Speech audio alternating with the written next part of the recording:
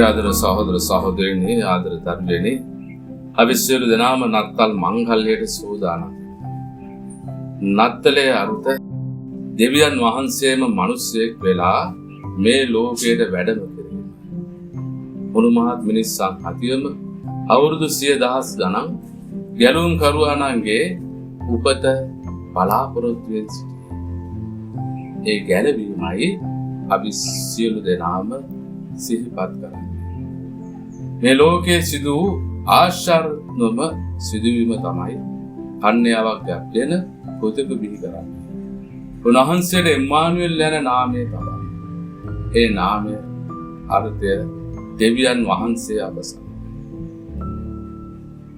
දෙවියන් වහන්සේමයි මේ ලෝකෙට වැඩම කළේ ජේසුස් කුමාරාතුලේ.